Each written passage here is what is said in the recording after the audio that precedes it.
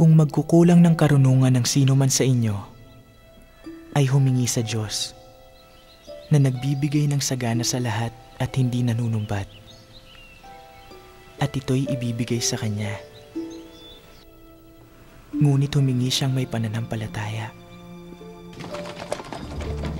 Wala sa alinmang sipi sa banal na kasulatan ang nakapukaw ng mahigit na kapangyarihan sa puso ng tao kaysa sa nagawa nito sa akin sa oras na ito. Tila pumasok ito ng may malakas na kapangyarihan sa bawat himaymay ng aking puso. Paulit-ulit kong pinagmuni-muni ito. Nalalaman na kung may tao mang nangangailangan ng karunungang mula sa Diyos, ako yaon, na kung paano kikilos ay hindi ko alam.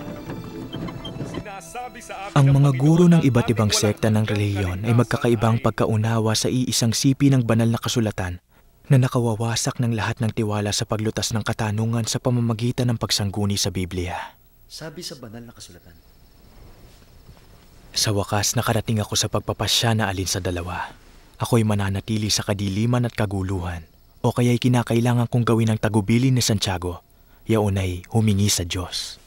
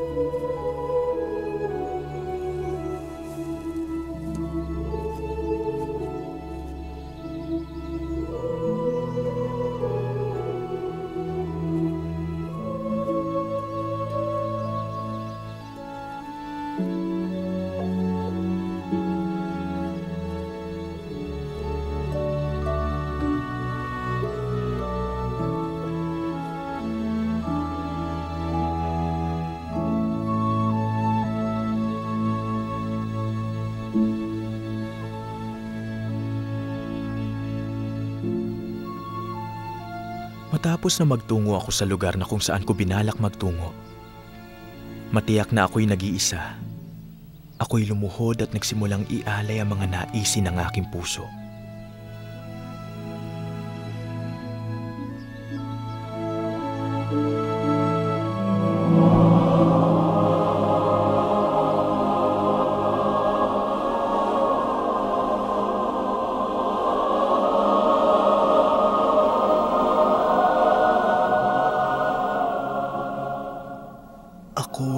Nakakita ng isang haligi ng liwanag na higit pa sa liwanag ng araw, na dahan-dahang bumaba hanggang sa ito'y pumalibot sa akin.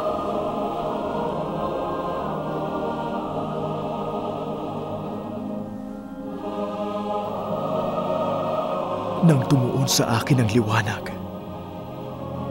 nakakita ako ng dalawang katauhan na ang liwanag at kaluwalhatian na hindi kayang maisalarawan. Nakatayo sa hangin sa itaas ko.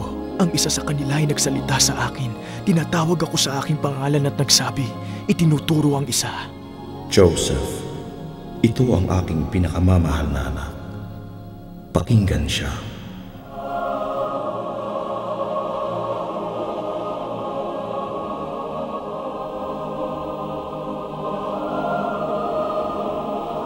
Ang aking layunin sa pagtatanong sa Panginoon ay upang alamin kung alin sa lahat ng sekta ang tama. Upang malaman kung alin ang sasapian ko.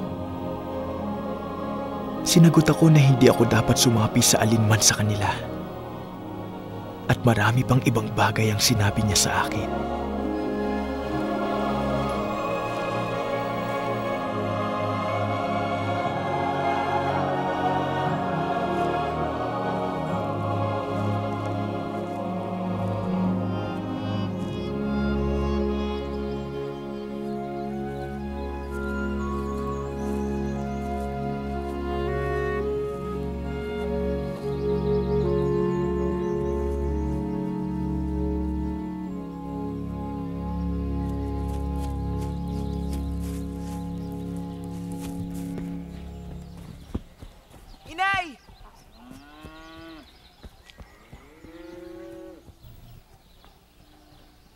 Wala nang ganong mga bagay tulad ng mga pangitain o paghahayag sa mga panahon ito.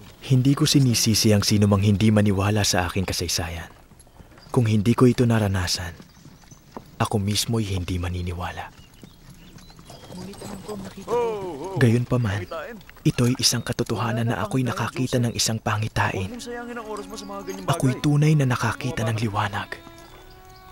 At sa gitna ng liwanag na yon, nakakita ako ng dalawang katauhan. Huwag mo na ipagsabi pa ito kanino man. At sa katotohanan, kinausap nila ako. Ito'y alam ko.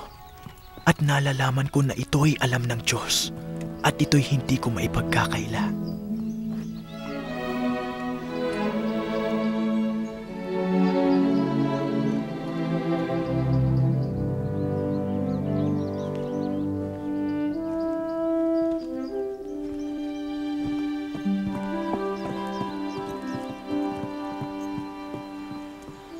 Ang katotohanan ng gawain ay makikita sa mga biyayang nagmumula rito.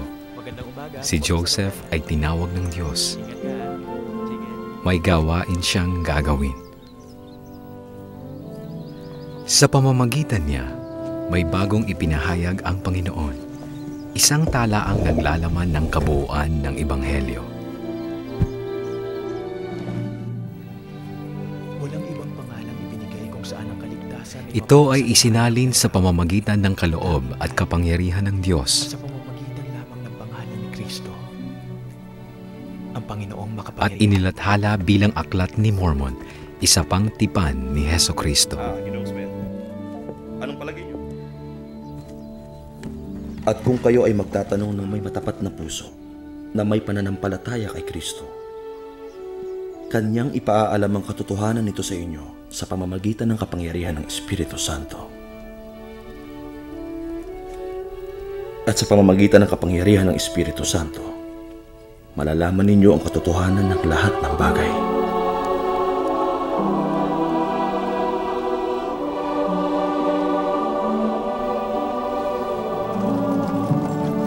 Sa pamamagitan ng kanyang buhay na propeta, ipinanumbalik ng Panginoon ang kanyang simbahan. Nasimulan nating buuin ang ating mga sarili. Ang bilang kalugod-lugod isang at payak na kabuuan ng Ebanghelyo ay naritong muli.